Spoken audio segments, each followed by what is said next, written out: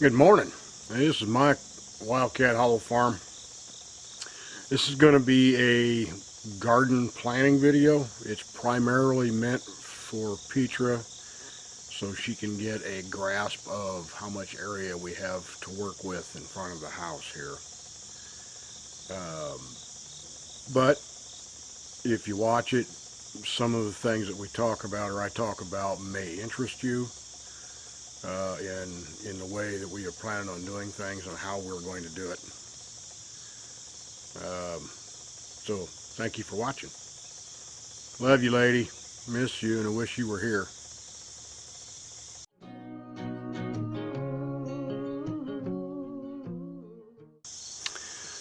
From the tree line right here over to here is going to be the entrance. I need to put a gate post in here and a gate post in here so we can have a gate. Okay, we need to keep it away from the front of the house because we talked about putting a greenhouse on the front of the house, extending out from the bottom of the new deck out this way down. So we need at least 12 foot outside of the concrete basin there to use for greenhouse. So that'll put the driveway out here a little farther than where the Durango is sitting at the moment. But, so call it 20 foot from the front of the house to about the center of where the driveway area would be. This is the old corner post for the fence that runs over into there. All of this has to be pulled out. The fence is stock fence, but it also has barbed wire in it. I don't know if you can see it. There it is. And I want to clear all of this out in the front, all along the edge here, all the way back around to the other fence. That will give roughly about 140 foot from where I'm standing to where the fence post is at over there by the corner of the shed. So 140 foot from here to there. Okay, I'm standing right about where the gate post on the south side would be. So almost directly across is where the gate post on the corner of the nasty building is at. So 140 foot from here, going from this line back to where the current fence is at is about 130 feet.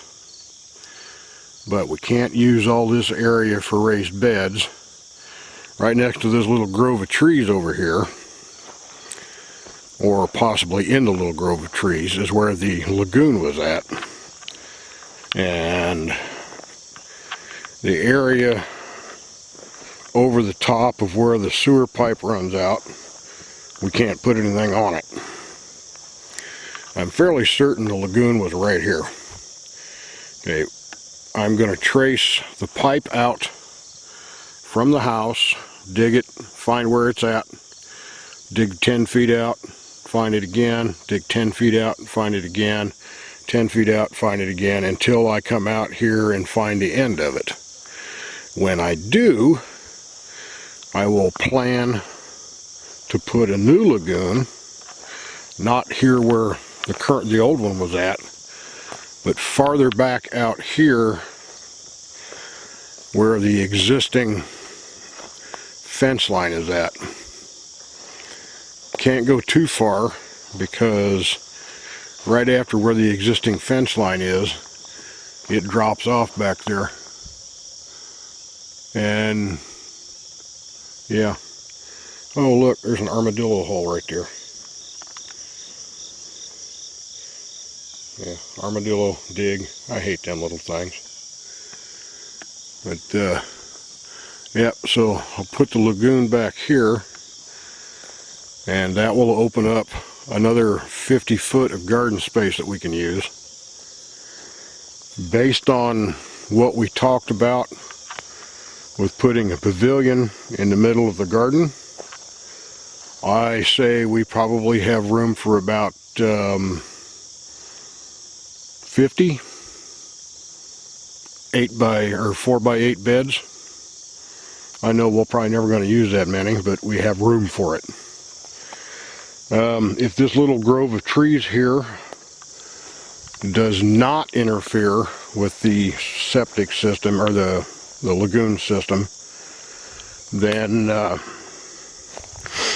I'm probably going to leave some of them here for shade, because this is the south side and we can put raised beds of plants right here in front of it that require midday shade and things, because the sun comes through up here right above that. Or you could actually put the pavilion there and have shade for it. Quite a bit. The old apple tree is over here, and like we discussed before, we're going to try to save it. If we can't save it, I'm going to take cuttings off of it and try to get them rerouted or graft. I've been looking at getting the rootstock for grafting, but we do have some branches still left on it that are still green. It's got leaves, but it's only on that back side, and there's not a whole lot of them. And I think part of the problem is we've got a hawthorn back here, and we've got walnuts all the way around it. I think that may be part of what's killing it off. In addition to the fact that right here in front of it is an old armadillo hole. And armadillos have been known to eat fruit tree roots. So, but it is very, very, very bad, rotten on the front here. I'm going to push this with my hand. See it move? It's wiggling. That's just by pushing it with my hand. So, we got 1, 2, 3 trunks. The front 2 trunks are dead. The third trunk, the front section of it is dead. The back half has still got some life in it. But I don't think that's going to last very long, so I need to get what I can off of it. There's no remnants of apples or anything laying here, so I don't think it's produced for a while. But, over here, next to the house, we talked about having a carport. That's possible, but we'd have to do some ground leveling to get it in there right. And looking back toward the gate area, this is where we had talked about putting a driveway and running it from where I'm standing out past that oak. It may require some bulldozer work to get a driveway up that slope over here. Let me walk out here and show you. Fortunately, I do know somebody, actually I know 2 people that have bulldozers. One of them would have to trailer his, so that's probably out. But the other one might actually be possible to get some help from. But that'll be at a later time. And then of course, after we get it cut in, we'd have to gravel this whole thing to make a bed for it. But I know in the old satellite photos, it showed a drive coming up here. But and our driveway in is down there, but I don't see any remnants of an actual drive other than the fact that there are no big trees in that alley right there at all. I don't know if you can see it. We got the really, really big oak tree right here. We got another oak tree over there, and we got 2 big ones right there. I think the original drive went down through this, but I'm not sure.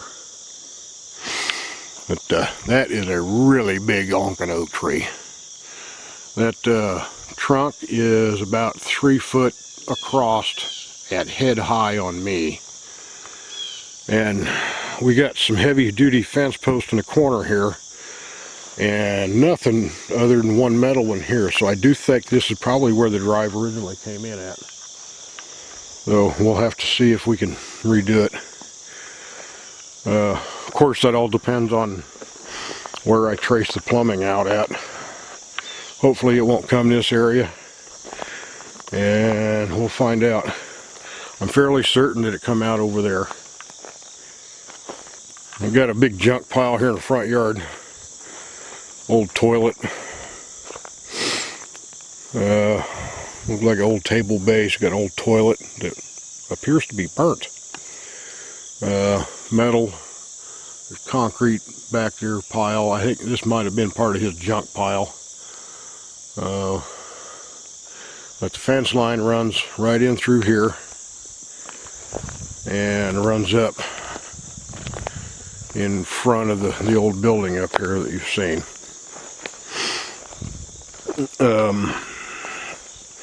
The kitchen, or not the kitchen shed, but the garden shed and quote garden shed well house will be over here by the pole.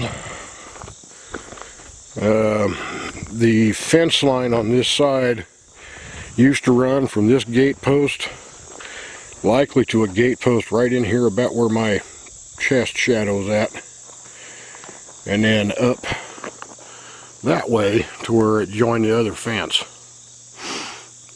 And it splits right there at the corner post, the big square corner post there. This backyard fence goes up that way.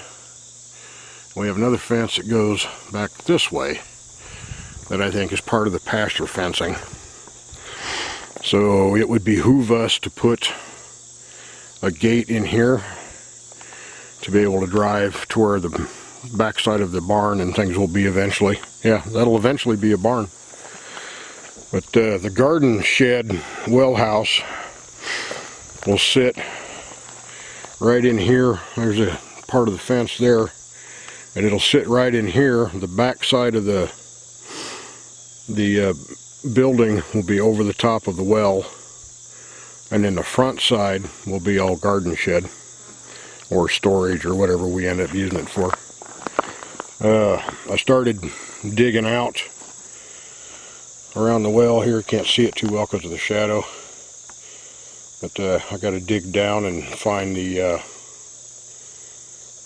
where the pipe turns up so I can cut it and add some in so we can get some water hydrants out for the yard.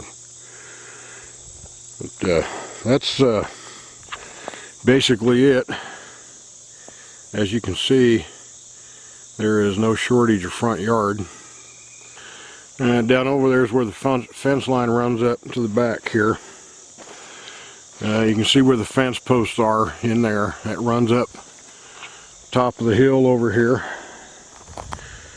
And we can't really put much of anything that's got a deep dig or anything on it because we've got a rock shelf that goes right through here. So there is probably only, maybe a foot of soil on the top of this front up here. Fence goes up there and connects over here on the other side of the hog lot, the hog pen.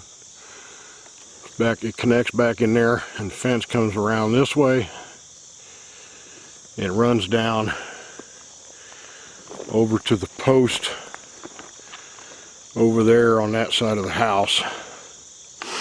Okay, there is no fence from that post to the post around the other side of the house. So what I may do, or would like to do, is move this fence out to the edge of where the driveway goes up the top of the hill, which is right along where the fence is at in the back. That'll extend the backyard out, and can put chicken house and chicken yard up here on top of the hill. It'll be close enough to the house to easy access and far enough away to not smell horrendously in the summertime. I'm not sure what to do about this thing. I want to keep the dish itself and use it as a form to make a water tank cover, and use it, put concrete over the top of it. I have not dug into the soil yet to find out how far that is, or even if they had to drill it, which they may have. And I'm hoping they didn't concrete it in. Because if they did, it's going to be a problem. With luck, I can find somebody that's got an acetylene torch. I can dig down a little bit, we can cut it off. But I need to clear out all of this brush in here. Haven't gotten to that part yet. There's fence line. Fence line runs down in there. There's another rock shelf back up there. So we're sitting on top of multiple rock shelves here, which is a good thing, because the house is actually sitting on it. But I don't like having all this green covering up these rocks here, because that gives creepy crawlers a place to hide. I mean, they're bad enough hiding in rocky crevices on their own, but if you got green cover on top of it too, you can't even see them. And don't need you, me, or the dog getting bit. It's not very conducive. I am not going to walk out on the deck. It's dangerous. But I'm standing in the kitchen door side, and I will give you a view of it from here. And you can see how much area there is that we can use for garden space. Let me shoot it from the other side. And I'm standing in the current living room door. You can see over here where the gate needs to go. And the fence I want to move back is there. Clean it up, move all the way around. Clean this one up, move it around. If we do put a driveway in there by that oak, we will have to put a gate in it. So that way we can totally close off the yard. And you can see the standing deadwood in here that is all firewood. It's a shame that apple tree's dying, because that thing is probably 40 feet tall. And it's old, very old. But, that oak there, that oak's probably 140 feet. It's a big tree.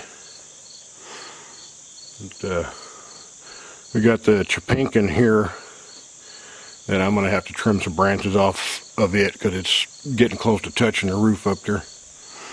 But this will give you an idea how much space you have for garden planting, my love. I don't think we're going to have a problem with garden space.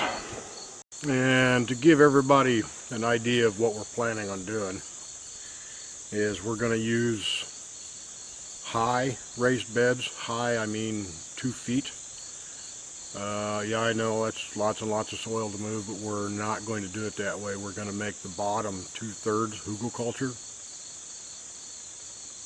And then add the appropriate materials on top in layers. That'll give us fairly long-lasting raised beds. With all of the old buildings out here that we have, we're going to use the sheet tin as the raised bed container, with treated lumber framing for the exterior. I know it doesn't sound right, but the design's already done. I'm going to space the beds 3 feet apart, put the heavy black ground plastic down, and mulch in between. And as I said in the video, she wants a gazebo in the middle of it, which is perfectly alright with me. She tell me what you want, I'll build it. The only concern that we have is where the line runs out of the house that goes to the lagoon. And I have to trace that first before we can even consider building raised beds. Because the last thing I want to do is put 5 tons of dirt and rotten logs over someplace that I actually have to dig to get to a sewer line if I need to. So we're doing pre-planning now to save us headaches later. We're not going to start out with a whole lot of raised beds. It'll be a process over time. But I think probably eventually there'll be somewhere between 20 and 30 of them. A lot of that depends on her. I know part of what she wants to do up behind the house is to put some raised beds for kitchen herbs and medicinal herbs. And those will probably be smaller beds. Instead of being 4 foot, they'll be 2 foot by 8 or something like that. So it'll take up less of an area. But that's our general plan for the gardening at this point. We're not going to do any in-ground gardening unless it's required for something like corn or potatoes that requires a large area. Don't have the equipment, and quite frankly, you can grow more intensively in raised beds than you can in the ground anyway, and you can control the fertilization and ground pH and things like that better.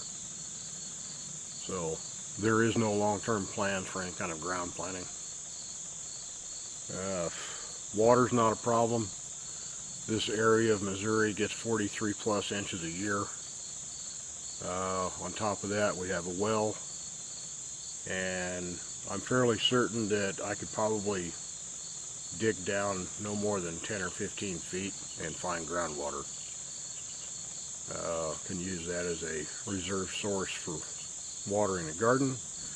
Also planning on putting water collection on the roof. That's another 1,000 square feet.